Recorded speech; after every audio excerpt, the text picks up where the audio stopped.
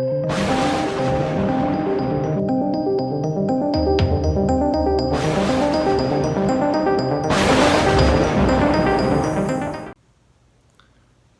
up, subscribers? Welcome back to the channel.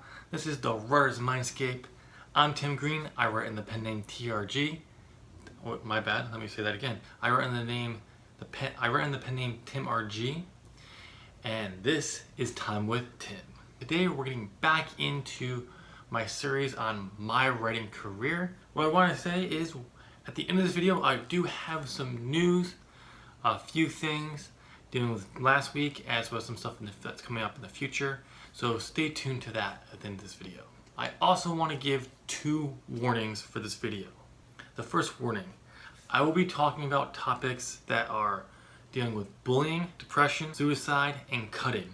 So anyone who doesn't want to watch or listen to those videos, that stuff, you're warned. Also, I know people who've had dealt with those things in the past can be a trigger point. I just want you to know what I'm going to be talking about. I'm not going into gruesome detail or anything, but I will be covering those topics, so you'll be warned. Second warning, I will be talking about viewpoints on a specific religion, and I know that religion can be a very hot topic these days, so just giving you a heads up on there.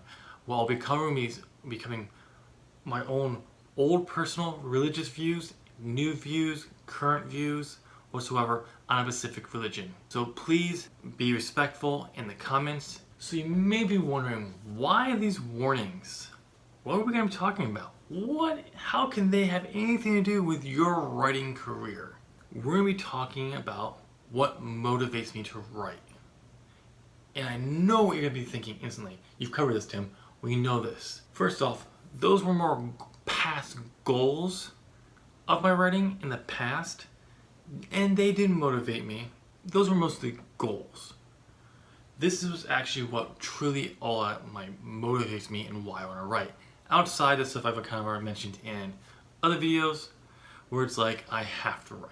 This is going to be my motivations, but to really figure out what my motivations are, we have to deal with my past, because my past reflects a lot of this.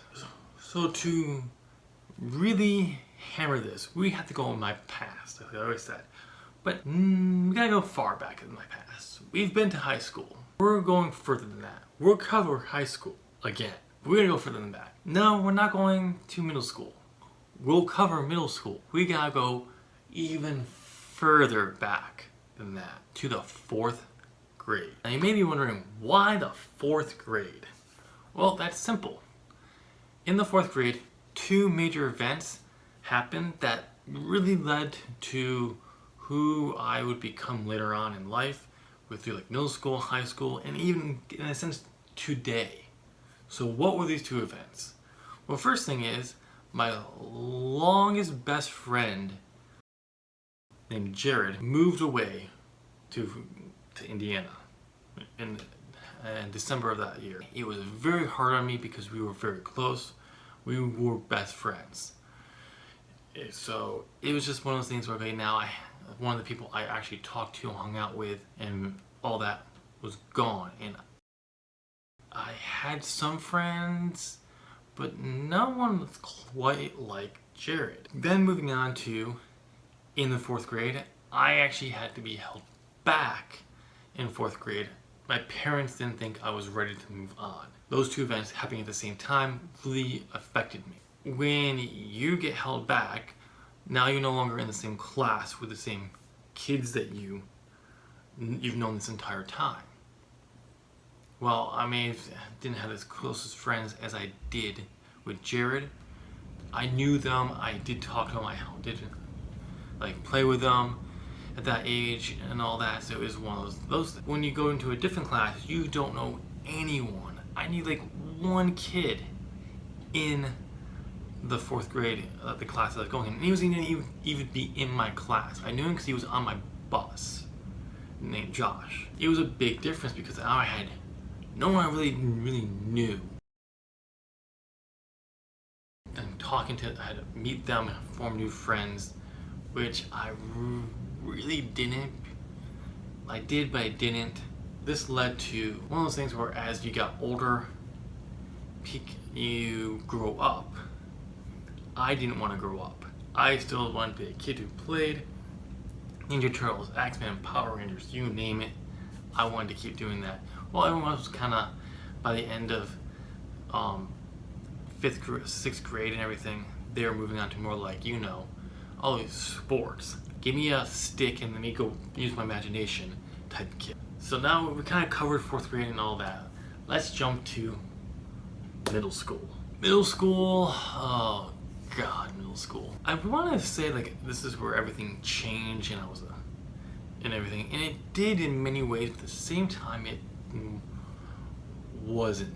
I wasn't quite there. I did have friends I talked to, would hang out with a little bit here and there. So it wasn't like I want to say I was completely lonely or anything like that. But at times I felt like I was a loner. I was angry. I didn't know how to really. I didn't know who I was. I was trying to be other people. I met new friends like from my name Mark. I had an old friend I grew up with, Justin. I was trying to be more like Mark instead of me because I didn't know who I was. I'm kind of trying to be the tough kid who swore a lot and was angry. It was just kind of a grunge rock hardcore kind of kid that wasn't that, and that was what I was trying to be. Started listening to more horror music, which I do enjoy. I was trying to find my identity, but it wasn't me, and it was very clear people could tell because no matter what I tried to get people like me, in a sense, I just never found that crowd that I could be. This was my group of friends. This is who I am. Because part of me wanted to be that popular kid who wanted to be all the girls and there, but also I still like I was getting back into pro wrestling, all these different things, and it was just a big cluster for me. And the main thing was I was coming out of that stage where I didn't really want to grow up. I felt like I still liked playing, going outside, playing, but at the same time, you can't do that anymore. I was actually 13 now. Everyone else around me in my grade was 12. So they were trying to move on, but I didn't really want to, but I was trying to force myself because that's what you're supposed to do. But I really wasn't ready. And I would turn my back on things that I enjoyed, but I was desperate to fit in. And while I had a few people who I hung out a lot of time, and I had friends, but it was always those kind of people I'm like, yeah, these are my friends, I enjoy this, but at the same time, I want other people. I wanted to be with the popular kids. I didn't know how to express my feelings. So if I was a girl I liked, I couldn't really talk to her, or if I did, I would overact who I was. It was so goddamn confusing. But middle school was a brewing pot for what would come to high school. On top of that, in some ways, I got bullied here and there in many ways, like little sarcastic comments because I didn't understand sarcasm, so I took everything really as being serious. Name calling. I mumble. If you haven't realized that, it's one of the reasons why my videos sometimes look like it's a hatchet job of me jumping around because I mumble. People would make fun of that, and it was just one of those things that all these kind of things that led to me becoming depressed. And it all kind of highlighted in high school. In high school became the trouble. I was kind of starting to really meld into the bad boy, bad kid personality. My brother was rebelling against my parents. I was kind of following in his footsteps because I saw my friend like Mark and Justin do it. And my brother was into the drug scene, marijuana mostly, but there was other stuff him and his friends were doing at some points. But so I was kind of following that suit because, it's what you do. I see my brother doing it, I'm going to do it. Our friends who were friends. But we never really talked about a lot of stuff. Or I didn't feel like I could tell them what I felt. So I was angry inside, still not knowing who I was. And it was just one of those things where just first year of high school, things just kept piling on it. And then it didn't help that I was listening to harder music that represented how I felt, and not being able to express it, it just kind of reinforced this disturbing mind frame. Not to mention that I was a massive X-Files fan and became paranoid. And I'm not kidding you this. There was a day, I remember this very clearly. I came downstairs, I was about to go outside on the bus, I'd stop outside my house and wait. I picked up some matches. I put it back down and immediately took my shirt and then wiped it down, because if the government decided they wanted to come and burn my house down, they couldn't frame me. I didn't do this a lot, but there were little things like this that it was a little concerning, and I believe that I was very depressive. I was getting more and more angry, reinforcing things because I wasn't having the stuff I wanted, or wasn't able to, just wasn't doing what I wanted to do. And just because I do feel like back at that time when you're trying to figure out, there was just, you kind of figured it out on your own, or you didn't. And if you didn't, you were one of these confused kids who was trying to figure out. It was also around this time I started to actually start writing again. Like I mentioned in other videos, I had to go to the resource room for my writing because my grammar, my spelling was terrible. So I was still kind of doing that here and there throughout, but it was around the end of 8th grade into high school, I started writing again. Of course, it was a one and done. I finished the story, which were terrible. I still have some of that stuff. I look at it now, I'm just like, maybe one of these days I'll read something on here. Doubt it, but maybe. That's what I started doing it. Rip off of the X-Files, hands down. I'm always the protagonist in it. So, and I was taking what I was feeling and putting it into this writing. The best example of this to show you how I was and how angry and how depressed I was I came up with a character which I refer to as X. The name came from Mr. X from the X-Files. I just remember I liked the name X, and I eventually slowly turned the character into into a supernatural character, a representation of anger and violence and rage. And I wanted to become that. I always describe the character as, he's the guy, if you're walking down the street and you just brush him, he would turn around and stab you. And I wanted to become this character. Not that I wanted to kill people and on mass shootings or anything, though I look back now, I was one of those potential people. A few things went the right way or the wrong way. I could have been one of those people who became a mass shooter. The way I came up with this, he had a tattoo on his arm of an X. Yeah, very creative. I eventually switched it to a scar of an X that actually went in when I carved an X into my arm right here. Now, I'm not going to show you because you can't see it.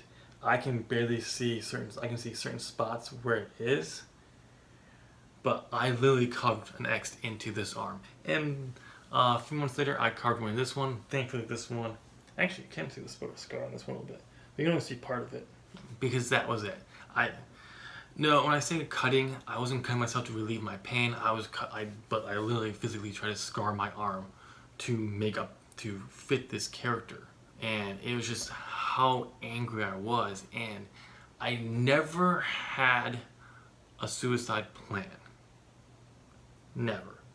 Though I can't say 100% that I was never considering about killing myself, because I was there. I was angry at the world. I was angry at my parents who loved me, and if they knew, I think they had an idea, but I was just angry and depressed, and just because I just didn't know who I was or what I wanted or how to get what I wanted. I was just angry and feeling bad to the point where I'd be up all night during the summers and then sleeping till like noon, 2 o'clock. Sometimes it's just because I just didn't want to get up. And it got the worst. It got the worst in my sophomore year, where I was skipping school all the time. I didn't want to be there. I hated school. It was a waste of time, and it was a very dark time. Again, a few more things could go the right way, or in a sense, the wrong way. Instead of a mass shooter, I would have killed myself, for sure. I can look back and say if a few things went differently, I probably would have killed myself. Alright, let's talk. Let me give you my experience with the church so far. I grew up in the church because I was a Baptist church right a block away from my house. My parents sent me there, go to church, learn how to obey your parents, be good, follow the rules, stuff like that. And stopped going at some point because it was an older church. Go back for like teen group or youth group here and there. And so I'd go there and here and there.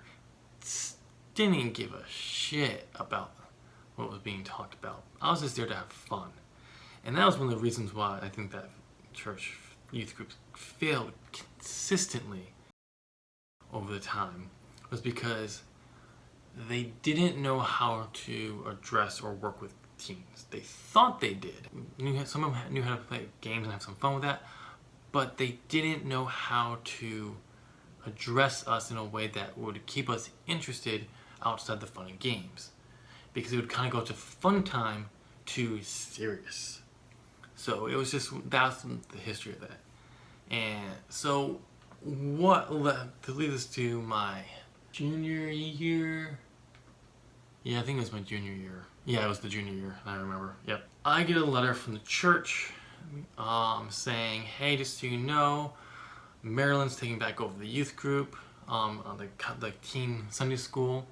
Marilyn was actually a Sunday school teacher of mine when I was in elementary school, who was a blast. She had fun. She could talk about this stuff and still have fun and all that. So while I had no interest in the church, I actually remember saying at that time, I hated God, God, all that. So, but I just said for some reason, I'm like, Marilyn liked to have fun. I'll go back. I'm not gonna start going back to church or anything like that. When I went back, I didn't miss a Sunday school for a year and a half after that. Take back to the belief, or if I ever really truly believed it. No, but I could go and have fun. It was an interesting little experience. Marilyn, I could be an asshole, and Marilyn would just be like, it just brush off her shoulders. She would have fun. Every so often we would do stuff at her and her husband's house. She had 5 young boys. It was still fun. I bring that up because it was an interesting point. Because I could kind of let go and I could be that annoying, almost an asshole type person, I was able to slowly come out of my shell. And by the end of my junior year, I wasn't really depressed anymore. By the end of it, I was able to go to be more myself and actually learn who I was. Because I kind of figured out here's things here and there I liked, but wasn't fully embracing them because I cared too much what other people thought. By the end of my junior year, I could do whatever I could do that. And one of the best examples of this was my friend Chris and my friend Justin started getting into raving and break dancing, stuff like that. And they would go to the school dances and bust out the glow sticks and have some fun. Not me, I couldn't do that. I was just, everyone was watching. Well, by the end of my junior year, I could. And I continued that through my senior year. But I was starting to be coming out of my shell and really be who I wanted to be. It wasn't the best scenario, but I got to know far more people my senior year because of this, and opened up, not to the extent I wanted, but I was far more outgoing. I didn't have a core group of friends, I would go here and there, but I was more alive than I ever had. And partly that came from the church, going back to church. And there's just something about that, having someone who was open and just never told Marilyn what was going on or anything like that. Eventually, when I told my testimony, I would cover that stuff, but didn't talk. It was just something about the experience of being around someone who was there, who cared for us. Because the reason why she took over the college, not the college group, the Sunday school group, the teen Sunday school group, was because everyone she had in Sunday school left the church, wasn't going anymore. So, and there's reasons for that I've covered, and we'll get to more. But, and that's why she brought it back, because she actually cared. It's something about having just that one person that you could feel that it made a world of difference, where other youth leaders cared but didn't care. I didn't feel comfortable where the reason was to actually. Part of it, I will be this. Another part of it was finding art.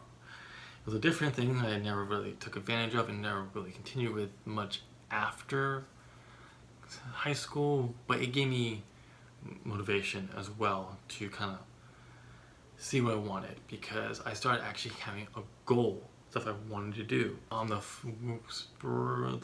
late summer of 2000, I started my Forbidden Realm series, because my cousin, who was a writer and liked comic books, was doing his own comic book series. So I was going to do my anime manga series. Massive ripoff of Dragon Ball GT, the final arc. Unbelievably a massive ripoff. I eventually reformed it into it, but it's become known as Forbidden Realm, and I'll cover that a little bit. So that, but I had writing, and I was actually, for the first time, able to sit down and work on something continuously over a long period of time. But it was a combination of those things. But I had a goal, and my goal was to go to college to be, as I referred to in my other video, an idea guy. But that didn't go how I planned.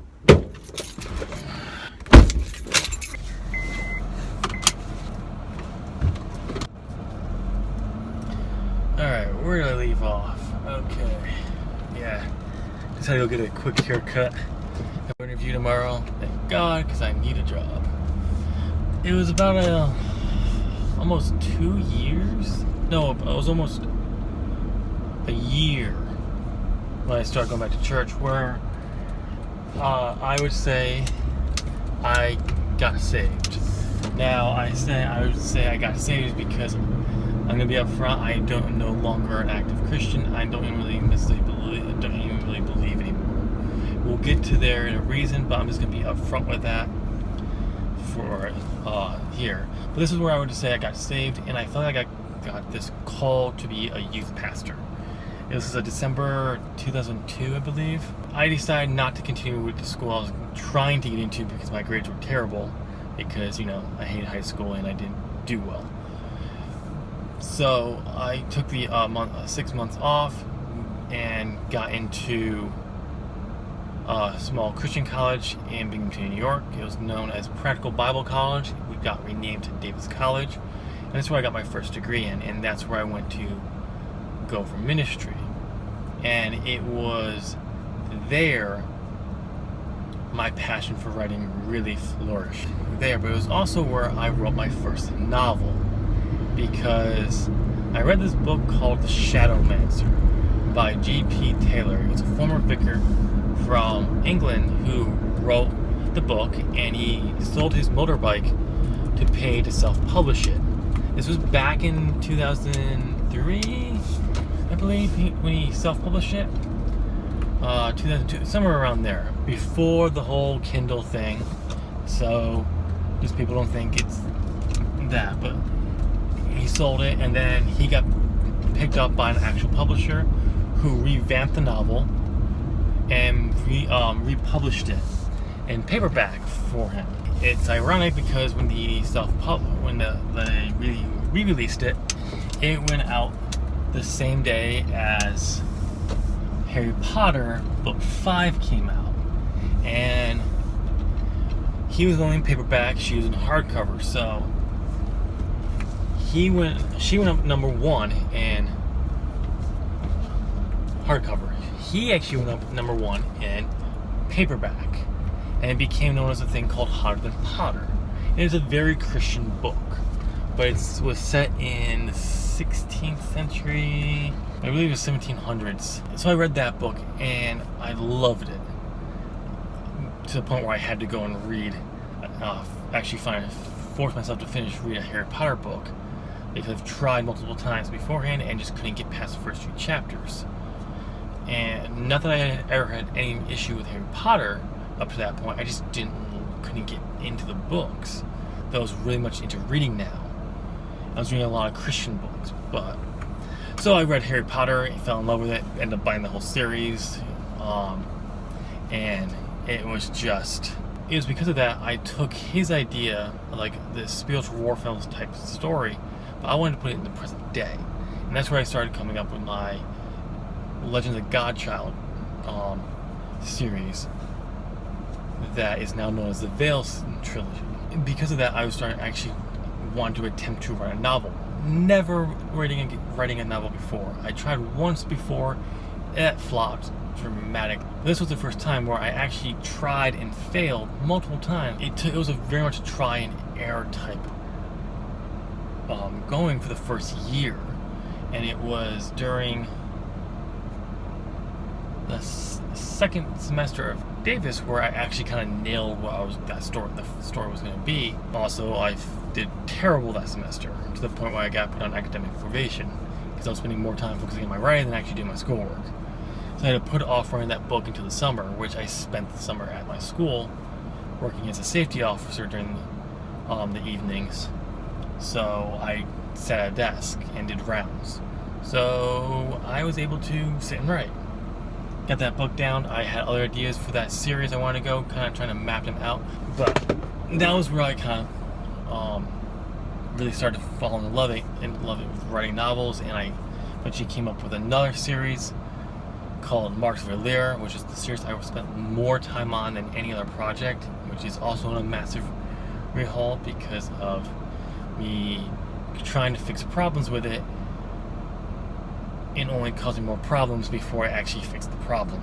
So it was a good thing, because while I was believed to be called as a youth pastor, I was writing something. I'll pay my bills being a youth pastor, but I'll be a young author who got published still in college. Yeah, because I was full of myself and like, I'm a genius, and I was terrible. I want to kind of go to a different part of my time at Davis. And that was the person I became there. But you're going to have to hold on for that. I'm sitting here in the parking lot of my gym, so I'm going to go work out, and I'll be back. Alright, so I'm back. My workout. Whew, my back workout killed me. Oh, it's good. It's a good workout, though. I needed that. So I'm going to put a warning on this. I want to focus on who I became. And I became a miserable human being. I wouldn't necessarily agree. I was depressed, like I was in high school. But I became exactly opposite of what the Bible called us for Christians to be, is to love people. As the greatest commandment says, to love God with all your mind, soul, and heart, and to love people. There is no excluding the two. You cannot say you love God and not love people. I will fight you on this. I have a degree in Bible. Trust me, I'll win. But I would say I was that. It was a saying that we'd like to use in the church. Love the sinner, hate the sin. You can't do that. According to the doctrine of the Bible that I was taught, and most doctrines are this way, sin and a sinner cannot be identified separately of the sin without Christ. You cannot love the sinner and hate their sin. They are the same. We would have to say that because it was our way of getting around of love, so we can get around that saying, we love you, but we just don't like what you do. It's, according to the doctrine, it's not the same. And I was a bad person in a sense of how I handled things. I would look at women who wore provocative clothing and call them sluts. I wouldn't actually say they were sluts, but I would think they were sluts. They were out to get laid. And if I cannot say for certainly this was an actual thought of mine, but I do believe strongly that I actually did agree with this at one point. If you got raped, you were asking for it because of the way you were. Completely do not agree with that in any way, shape, or form anymore, but that's how my thought was. If you wore skimpy clothing, you were provocative, and you were trying to get laid. You were a slut. The same thing with men, like men who wanted to sleep around. I didn't agree with that either. I did not believe marriage was okay for gays. I did not think transgender was a good thing. It was evil. That's where I was. I did not bash people. I did not call them, go out and say you're gonna burn in hell. Though I believed if you did not, because I believed you burn in hell if you did not accept Christ. It's not because of your specific sin, it was because you were born to sin according to doctrine. I am thankful I do not believe that anymore. To love people, you actually care for them. You don't love them so they will actually come to your belief, and only if they come to your belief will you truly accept them. No, you love them because you love and want the best for them. That is the overall message of the New Testament. And I say New Testament because we would try to get around the whole wrath of God element in the Old Testament, saying, well, God is love, he's slow to anger. And every time we see vengeance on his part is because that was a building point. And yeah, no, I'm sorry, a loving God doesn't command mass genocide. Yeah, I'm sorry. Disagree with me if you want, but I'm sorry, you're wrong. The New Testament's whole thing is focused on love, and that's what I believe the message is. Humanity will succeed and thrive when people stop looking at differences between people. Color, skin, gender, identity, and just like, you're a human being, therefore I want you to succeed. I want to help you, because I know if I need it, you'll help me. Near the end of my run at Davis, I started to really look at things differently. I can't really tell you for a fact what actually changed or what hit me or my understanding what really took hold of me. I think part of it was there was a time where I was so goddamn fearful of graduating and having to go out and live in that cesspool of a sinful world because I didn't want to be there. And that goes like flying the exact opposite of what, according to the doctrine, says you're supposed to do as a Christian. So, and I was afraid of that. And I think somewhere around there, I started looking at things a little bit differently. I remember getting into a fierce debate with a friend of mine who I no longer talk to because, well, him along with other people at Davis who I would consider friends stopped talking to me. Getting a fierce debate over Barack Obama and where he stood on things. And I just remember this guy I actually looked up to, and he's telling me we have a holy right to go into places like Iraq because we're Christians to spread the word of God. And I'm like, no, we don't. You're talking, what is it called? Crap. You're talking crusade level belief that we have the holy right to go into these other countries with our army and take over to free them in God's name. No.